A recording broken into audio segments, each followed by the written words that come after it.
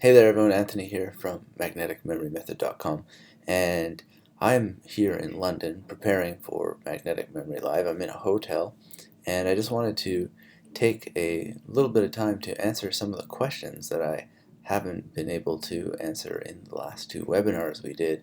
So many people showed up, and so many people had really great questions. If you hear some background noise, it's just people coming and going.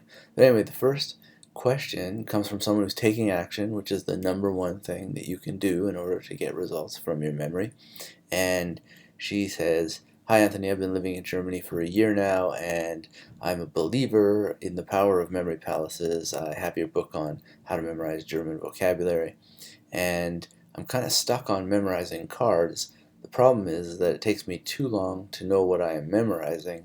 So for example, Ace of Hearts is 80, so it's 81, 8, 1. I mean, you can go through the card memorization method that I teach if you like. And the reason why that I teach cards, you can watch that video as well, because memorizing cards is one of the best things that you can do. You could memorize other things than cards if you wanted, but it's still one of the simplest and easiest drills to really improve your memory very quickly.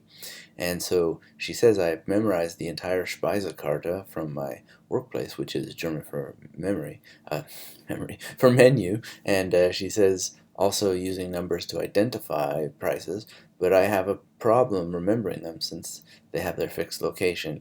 Well, it's easier since I can use other triggers to remember it, but in this case I feel like I have to go through too many steps for it to work. Is there a way for it to become more natural and quickly?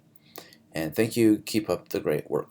Well, there is a way to make things more natural and quickly, and the card memorization is a great way to do that, because you learn how to associate very quickly crazy imagery with locations, and go to your mind and go to any place in your mind and find that information to such an extent that actually the information comes faster than you could ever possibly go to your mind. And it just comes from practice, and you're already there because you're implementing, you're getting some results. So you just need to analyze what it is that you're doing that's getting those results and figure out how to improve it, how to 10 times it, and even 25 times it, or 100 times it.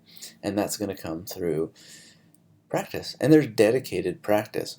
So what is a dedicated practice? Well, in music, what the mistake that a lot of people make in music, and it's one thing that I have made with music many times, is to play a piece of music, a composition, get to a part where I just can't do it. I haven't developed the technical ability yet, or for whatever reason can't get through this one particular passage. So the mistake that is made by myself and many other musicians is to go back to the beginning of the song and play up to that problem point and hope and pray that the next time you're going to get it. And I have to remind myself to this day to go to that passage that's giving trouble, work just on that passage, then go to the passage before the troubling passage. Once that I've gotten traction with that and improved, go to the passage before, play from that to the end of the troubling passage, loop it in order to get it to such a point that I'm able to play the two together, then add the third passage, and then maybe just go from the troubling passage to the third passage and loop that, then loop all three together.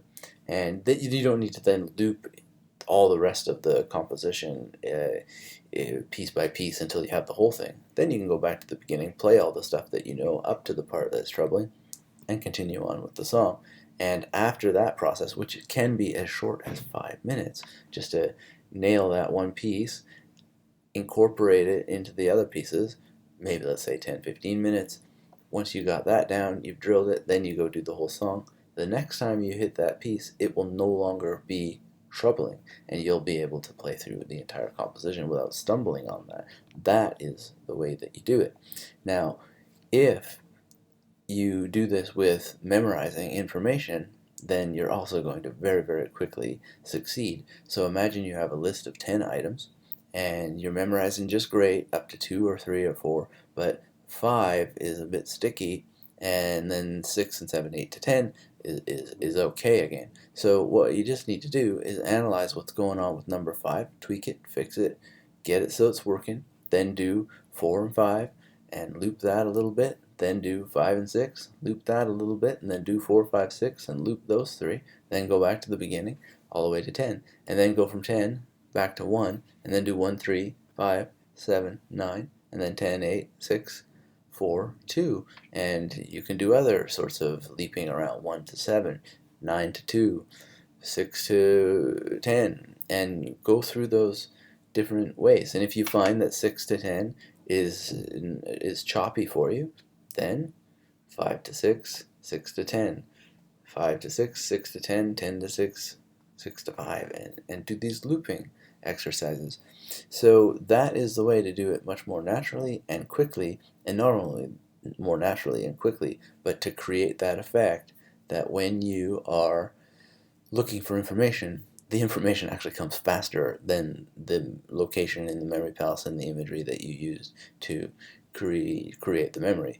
So I hope that answers the question. And again, just like in music, this can be as little amount of time as 5 minutes. It can be maybe 10, 15 minutes, but the more you practice this, the faster you get. And it's just a way of becoming better at creating images and recalling images to get to the target information. So I hope this helps. I'm going to do some more videos answering questions like this. And yeah, it's not too late to come to Magnetic Memory Live if you want, but the early bird price is gone, so there is a different price. But I'd really, really, really like you to be there, and there's an option to bring a friend. So I hope that this serves. When you're doing memory, just do it, and don't give up when something gets sticky. Just analyze why that it is. Well, sticky is the wrong word, because you want it to be sticky, but I mean when it gets difficult, when something's not working, just analyze what it is and then place it in context, rehearse it in context, and then put it in a whole. So that goes for foreign language phrases as well. If you're memorizing a phrase, you get the beginning and you get the end, but something's really missing in the beginning, same thing. Analyze that beginning, get it working, then go back to the beginning, loop the beginning to the middle to the end, loop, then do the whole thing. It's just going to be magical for you. Okay, so I hope this helps. Let me know if you have any questions. Click all the share buttons so that people get to see this and serve them as well. And yeah, if for any reason you're watching this and you haven't gotten the 4 free video series that teaches you how to build a memory palace, how to create the associative imagery, and how to recall the information that you wanted to memorize, just come on over to magneticmemorymethod.com, because that is where you're going to get this stuff. And so thank you very much for watching. See you next time.